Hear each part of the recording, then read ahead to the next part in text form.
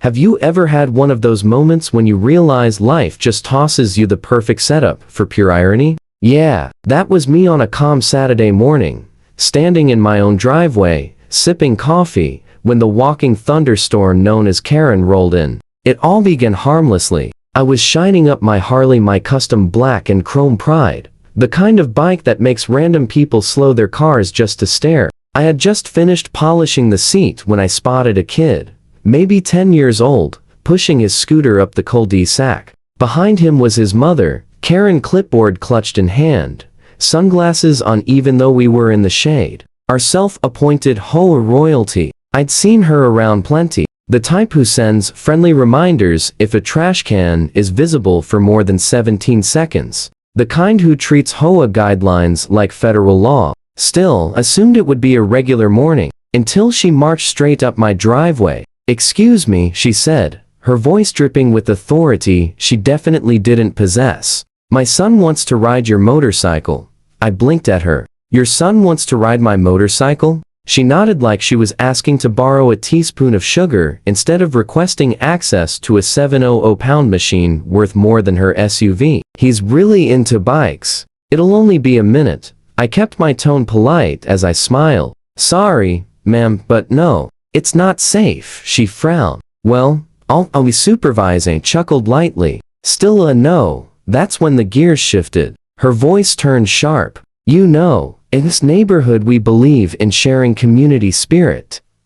Community spirit over a Harley. I repeated my answer, firm this time. She huffed, spun toward her kid, and muttered loudly, "Don't worry, honey. Some people just don't know how to be neighborly." Then she stormed off, heels clicking like a countdown. I figured that was the end of it. I couldn't have been more wrong. An hour later, while I was locking up the garage, I saw flashing lights turning into my driveway. 2 squad car sirens off but lights flashing. Neighbors peeked from behind blinds like they got front row seats to free entertainment. Both officers stepped out, hands resting on their belts, faces serious. And the first thought through my head was, no way she actually did this. One officer approached. "Sir, we received a report of a disturbance involving a minor and a potential act of aggression." I almost burst out laughing. "You're joking." Karen actually called the cops. The officer didn't smile. "Sir, may I ask your name?" I grinned. "Chief Anderson. I am the police." The air around us practically rippled with confusion. The younger officer froze mid-step, staring at his partner like, did he seriously say what I think he said? I reached into my back pocket and handed over my badge, gold, polished, unmistakable. The older cop, a sergeant I'd worked with for years, glanced at it and immediately started laughing. "Oh man, Chief Anderson, you are the disturbance?" I shrugged with a smirk. "Seems so. Guess I'm a public menace with a microfiber cloth." They relaxed right away, though protocol still had to happen. The sergeant asked, "So, want to tell us what happened?" Before I could reply, Karen came charging back down the street, her kid trailing her like he'd rather be anywhere else. Chin up, ready to double down, even though she was clearly in the wrong. "Officers," she snapped, "that's him. He yelled at my son and refused to share his bike." Completely unacceptable behavior in a family neighborhood. The younger cop was trying so hard not to grin. "Ma'am," he said carefully, "the man you're referring to is Chief Anderson, our police chief."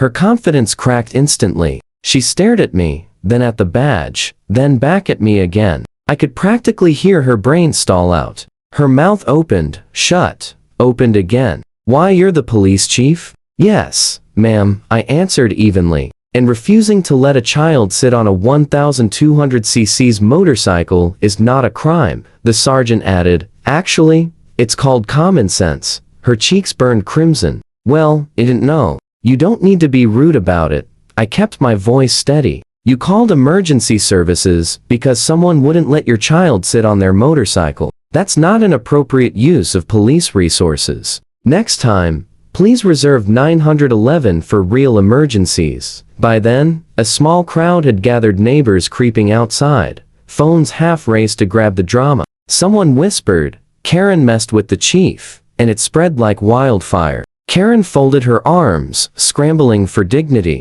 This is harassment. I'll be speaking to the HOA. I nodded calmly. Feel free, and tell them I'll be attending the next meeting. We can discuss community spirit. The officers couldn't hold back their laughter anymore. Karen stomped away, dragging her son, muttering about respect and terrible examples. I turned to the officers. I'll handle the paperwork myself. You two get back to actual police work. They gave me a playful salute before heading out, leaving me standing there grinning, shaking my head, wondering if I just lived through the most ridiculous call of my entire career. You'd think that would have been the end of it, right? A little embarrassment, a reality check, and everyone goes back to life. But no, Karen doesn't move on. Karen schemes. A week later, I pulled into my driveway after a long shift and spotted a bright orange notice slapped onto my garage door. Violation, unauthorized vehicle display. I actually laughed. My Harley parked on my own property. Apparently, according to Karen and her battalion of clipboard warriors, it somehow violated neighborhood aesthetics. I called the HOA office, assuming someone had made a clerical error. The receptionist sighed. Sir, I have 3 separate reports here, all filed by, let me see. A Mrs. Karen Templeton, of course. I chose to go about it the proper way. I drafted a formal appeal, attached photos of my bike sitting safely in my driveway, and sent everything in. Before the board could even schedule a meet, another notice arrived. This one said I was intimidating HOA leadership.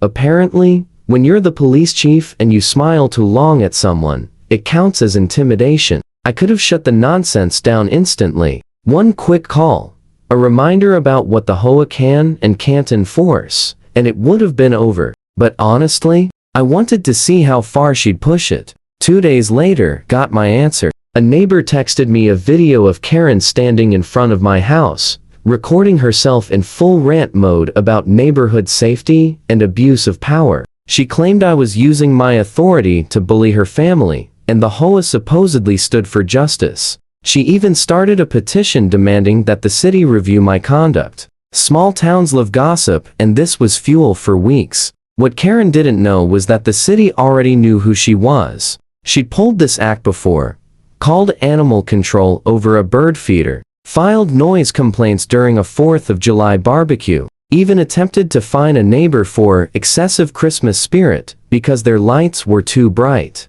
So when her petition landed at City Hall, guess who it got routed to? Me. I read every single line, her dramatic handwriting, her exaggerated accusations, and even a few printed photos of me polishing my Harley. I stamped the document, signed it, and filed it neatly in the drawer labeled Resolved, no action needed. The next HOA meeting was about to get interesting. I made sure to show up off duty, but with my badge visible enough to jog memories. If Karen wanted to escalate this officially, I was more than willing to make it public. The HOA clubhouse was jam-packed that night, standing room only. You could practically taste the anticipation in the air, the kind that comes when people know drama is about to go down. Karen sat front and center, chin high, papers stacked in front of her like she was about to deliver a Supreme Court ruling. I slipped in quietly, nodded at a few neighbors, and took a seat in the back. She spotted me instantly, her lips tightening like she'd bitten into a lemon. Mr. Fields, the HOA president, tapped the microphone.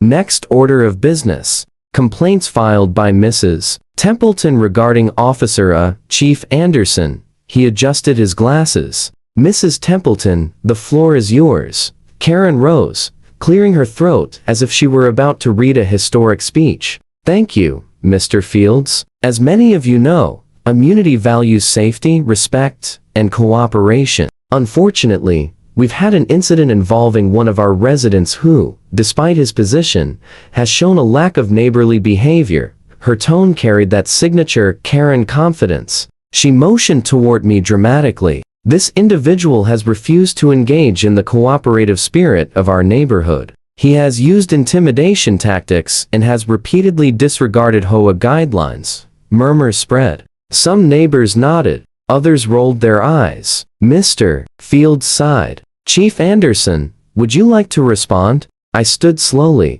Thank you, Mr. Fields. I'll keep this simple.